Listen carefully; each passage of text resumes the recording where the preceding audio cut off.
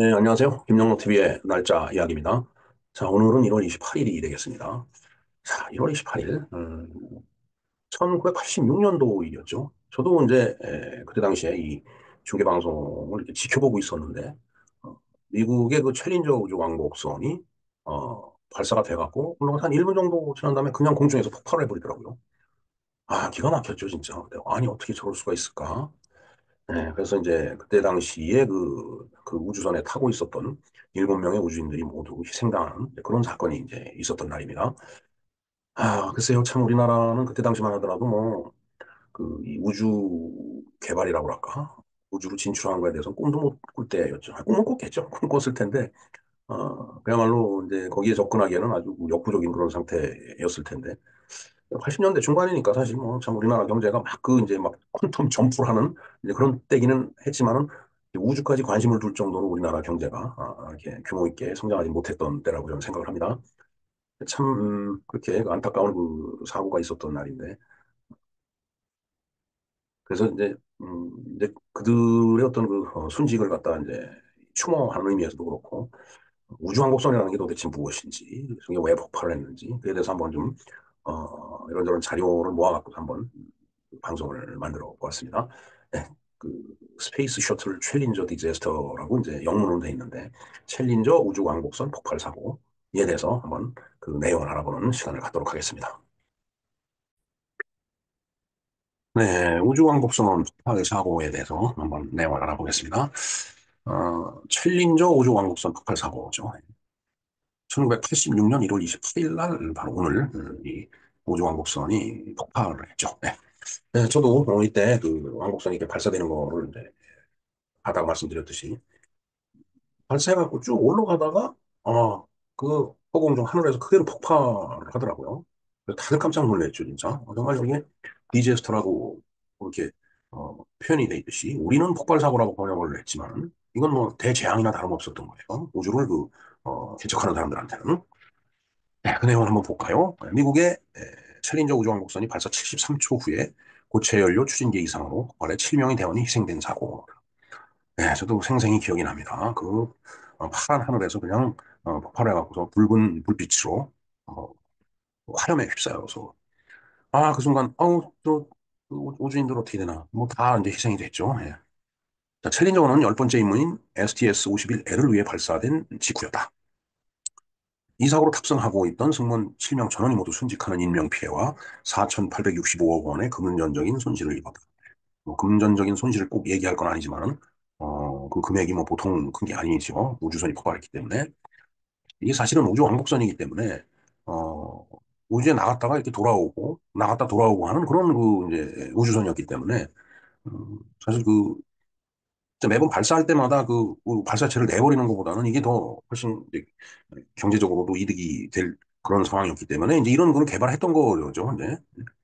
그러나 이게 이제 저 당시는 발사되면서 폭발이 되고 말았습니다. 자, 탑승한 우주 비행사들을 한번 볼까요? 네.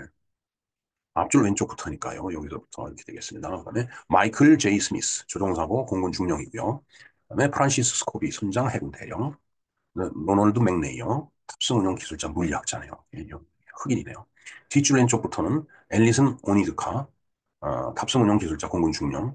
그다음에 에, 크리스타 맥콜리프 탑승과학 기술자 겸 교사 여자분. 그다음에 그레고리 자비스 탑승과학 기술자 공군 대위. 그다음에 또 여자분 같은데 주디스 레스닉 탑승용 기술자 기술자야네요. 네, 이 7명이 이제 이렇게 희생이 된 거죠. 이제 순직이라고 표현이 돼 있듯이 정말 대과업을 위해서 이제 우주로 떠나다가 이제 73초 만에 그야말로 산화한 거죠. 네. 뭐 아주 오래전의 일이지만 일곱 분의 명복을 다시 빕니다. 네. 자, 공군 중령 대령 뭐 이런 정도 됐다면 나이가 통상 한 40 정도? 네. 참 젊은 나이인데 정말 왕성한 체력을 있어야만 이 우주인이 되잖아요.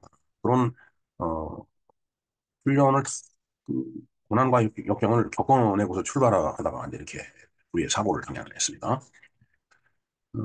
STS-51L 미션이라는 것이 이제 있는데, 이제 이게 이제 심볼이에요. 거기에 이제 지금 좀 전에 얘기했던 그 우주인들의 이름이 다 하나씩 다 있습니다. 위에 셋, 밑에 네 있죠. 예. 자, 그러면 STS-51L 미션이 뭐냐?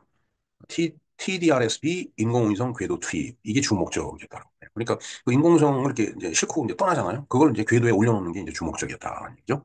그리고 이제 헨리 해성을 관측하는 게 이제 맥레어가 수행할 예정이었었고, 그다음에 티처 인 스페이스 계획의 실행, 제목 그대로 우주에서 원격으로 학교 강의를 진행하는 것으로 맥컬리프가 수행할 예정이었었고요.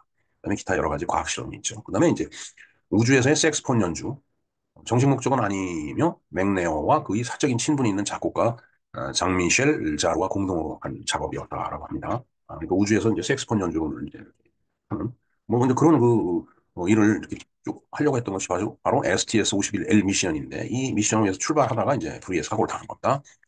자, 사고의 경과를 볼까요? 발사 전에 처음 예정이었던 1월 22일 예정일은 1월 22일이었으나 다른 발사로 인해서 23일로 다시 24일로 연기가 되었다. 이어서 착륙 예정지 악천후로 인하여 25일로 연기가 되었다. 계속 연기가 됐네요. 그다음에 또 발사 기지 케네디 우주센터의 악천후로 인해서 27일 9시 53분으로 다시 정해졌고 챌린저호 본체 추가 장비가 필요해서 결국 발사는 28일로 미뤄졌다. 예, 이게 정말 계속 이렇게 발사가 연기된다는 게 그런 의미에서는 이게 느낌이 썩 좋은 그런 느낌은 아니었던 것 같으네요. 자, 전문가들은 28일에도 날씨가 너무 추워서 연기해야 된다고 했으나 나사는 더 미룰 수 없다면서 예정대로 그 발사를 시킨 거예요. 자, 이렇게 발사 직전. 여기서 이제 오른쪽 SRB에서 발생하고 있는 연기 뭐 이런 것들이 뭔가 잘못된 거였겠죠. 예. 뭐 이건 발사하는 전 과정을 이렇게 촬영하면서 이제 찍힌 사진이라고 보여집니다. 자, 발사 당일 볼까요? 발사 전 6.6초 전이죠. 챌린저호의 본체의 주 엔진이 이제 점화가 된 거죠. 그리고 어, 0초가 됐을 때 이제 발사가 된 겁니다. 그리고 0.678초에 오른쪽 보조 추진 로켓, 고체 로켓 부스터, 이 SRB라고 하는데 아래쪽에서 검은 열기가 나는 것이 확인이 됐다. 네요. 그래서 요 앞에 사진이 이제 그거죠. 검은 연기가 보입니다, 진짜. 그다음에 이제 2.273초에 연기가 더 이상 뿜어져 나오지 않게 됨. 3.375초에 연기가 모두 확산되어 보이지 않게 됨. 불꽃 같은 것도 나오니까 안 보였을 수도 있죠. 예, 연기는 나오는데. 글쎄 뭐, 제가 뭐, 그걸 추측할 수는 없습니다, 지금. 그다음 28초에 주 엔진 출력을 낮춰 궤도로 수정을 했고, 35.379초에 주 엔진의 출력을 65%까지 올려서 마하 1을 돌파했다. 마하라는 게 이제 음속이죠. 1초에 340m를 이제 그 이상으로 이제 날아갈 수 있게끔 그렇게 그 속도가 이제 이게 높아졌다는 얘기예요.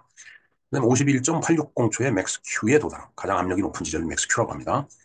58.788초에 오른쪽 SRB 아래쪽에 불꽃이 확인됨. 이는 나중에 기록을 판독하여 확인된 결과로 당시에는 챌린저 내에서도 휴스턴의 관제센터에서도 인식하지 못하고 있었어.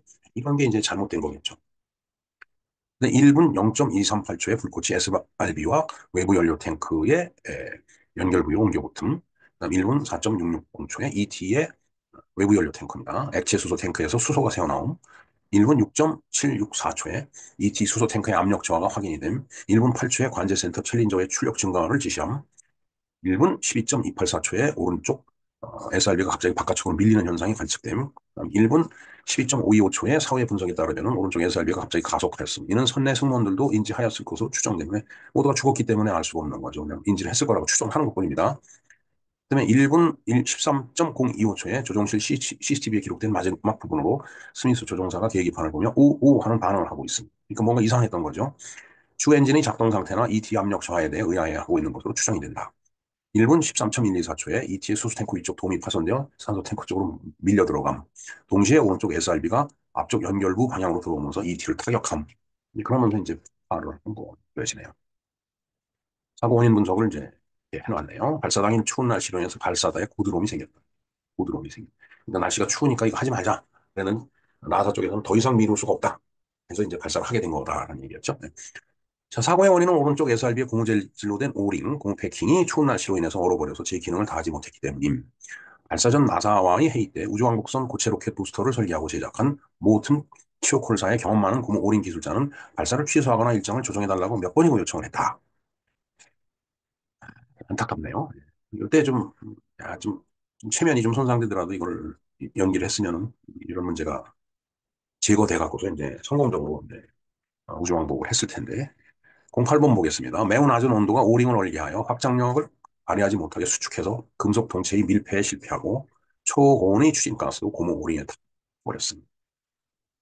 그러니까 영역이 발휘하지 못했다라는 얘기는 이렇게 응축돼 있었기 때문에 그 틈이 생겼다는 얘기죠. 그러니까 밀폐에 실패한 거예요. 그러나 나사와 지오콜사의 고위 관리자들은 그 이 말을 무시하고 발사를 허가를 하였습니다. 결과적으로 챌린저 우주왕복선에 장비된 SRB의 오링은 낮은 온도로 인해 탄력성이 부족해져 발사 후 그 틈으로 새어나온 고온 고압의 연료에 불이 붙었습니다. 네. 이래서 이제 이게 폭발을 하게 됩니다. SRB는 발사 후 2분 뒤에 분리되므로 그대로 2분만 버텨주었으면 무사히 발사될 수도 있었으나 SRB의 불꽃이 외부 연료 탱커 아래쪽에 들어있는 액체 수소 연료로 옮겨 붙으면서 폭발했습니다. 아이고, 참 안타깝네요. 이로 인해 발생한 고온 고압의 연기 속에서 챌린저호 본체가 압력을 이기지 못하여 그대로 공중분해되는 최악의 결과가 발생하고 말았다. 그 후 설립된 사고 원인 분석 대통령 직속 위원회에서 물리학자인 리처드 파인만이 원인을 찾아냈다. 사후 약방문이라는 얘기가 있죠. 뭐 사후 약방문에도 해야죠. 원인을 비록 폭발을 했지만 원리는 찾아내야지. 그 다음에 또 그런 실수를 안 하니까. 자, 사고의 영향을 보겠습니다. 그 바람에 우주왕복선의 운영이 전면 중지가 됐다. 그리고 그 운영이 재개된 것은 2년 8개월 후인 STS-26, 1988년 9월 29일 날 발사한 디스커버리, 그러니까 챌린저에서 디스커버리로 바뀐 겁니다. 그다음에 희생자의 이름을 딴 학교, 도로, 건물 등이 생겨나고 다리 크레이터와 소행성에도 희생자들의 이름이 붙여졌다. 네, 뭐 크레이터가 발견이 되면 그 이름을 붙여야 되잖아요. 그러니까 이 희생자들의 이름을 이제 따서 그 크레이터를 명명한 거죠. 그다음에 특히 학자 출신인 맥레이어와 교사 출신인 맥컬리프의 이름을 따 개명된 학교가 많았다. 승무원들의 유족이 중심이 되어 비영리 교육재단인 챌린저 재단이 설립되었고, 동재단에서는 미국 내에서 약 60여 개소의 우주과학에 대한 교육센터를 운영하고 있다. 그중 미국에는 3개소의 교육센터가 운영되고 있는데, 우리나라에도 양주시에 위치한 소암천문대에서 이 어, 챌린저 재단의 그 교육센터가 운영이 되고 있다라고 합니다. 1990년에는 영화가 되었으며 영화는 STS-51L 미션의 발사 장면으로 끝을 맺게 됩니다. 그러니까 이렇게 폭발하는 장면은 안 보여준 거죠. 네, 그뭐 비참한 장면이니까 정말 참 기억이 생생합니다. 자, STS-4 이후로 철거되었던 우주왕복선의 승무원 비상탈출기구가 재차 설계 설치되었어. 아, 우주선에서도 비상탈출을 할 수 있게끔 그렇게 하는 거네요. 자, 이는 승무원들 중 적어도 2명, 오니즈카와 레스닉이 기체의 잔해가 바다에 떨어질 때까지 생존해 있었다는 정황이 포착된 것이 크게 작용을 했다. 그러니까 그렇게 폭발을 했지만은 두 명은 기체 잔해가 지구의 바다에 떨어질 때까지 생존을 해 있었다라는 정황이 포착됐다는 얘기예요. 네, 그다음 21번 볼까요? 챌린저 호 승무원들을 추모하는 음악도 다수 제작이 됐다라고 하네요. 스웨덴의 록밴드 유럽이 1986년 5월에 발표한 제3집 앨범 The Final Countdown의 타이틀곡 The Final Countdown은 챌린저 호와 승무원들을 추모하는 곡으로 알려졌으나 이것은 사실이 아닌 것으로 판명이 나는데 이 노래는 이미 그 전해인 1985년에 녹음을 끝낸 노래였다고 하네요. 근데 이제 제목이 파이널 카운트다운이니까 우주선하고 비슷하죠. 그러니까 카운트다운 하잖아요. 그래서 이제 그걸 그 덕을 보려고 했는데 그게 사실이 아닌 걸로 판명이 났다는 얘기가 될 것 같습니다.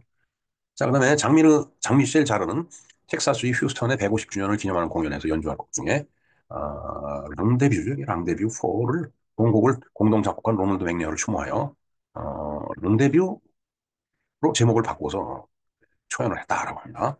그다음에 이제 존 덴버도 이제 Flying for Me이라는 노래를 이제 그 작곡을 했는데 크리스타 맥컬리프로 추모하는 곡이라고 합니다. 덴버는 티처 인 스페이스의 우주 비행사 선발에 응모하기도 했다는 설이 있다라고 합니다. 사실인지는 모르겠습니다. 그다음에 아울시티의 갤럭시와 앞트랙인 제뉴어리 28, 1986도 날짜와 가사 내용으로 봐 챌린저호 폭발 사고를 추모한 노래로 보고 있다. 네, 이상과 같이 챌린저 우주왕복선 폭발 사고에 대해서 알아봤습니다. 1986년 이래 많은 시간이 이제 흘렀는데, 뭐 아까도 말씀을 드렸지만은 희생당한 우주인들의 명복을 빕니다. 자, 이분들의 희생이 있었기 때문에 우주를 향한 인류의 탐구와 기술의 진보는 눈부시게 발전했다고 믿습니다. 이와 더불어 우리나라도 장족의 우주 기술 발전이 이룩됐죠. 네, 다음 영상을 참조해 주시기 바랍니다. 이것은 바로 우리나라에서 우주에 도전하는 그 영상인데 나로 우주센터에 대해서 제가 한번 방송을 해드렸고요. 그다음에 항공우주연구원이 발족된 때를 맞이해서 제가 나로 누리호 달 탐사 이렇게 세 가지로 나눠서 말씀을 드린 적이 있습니다.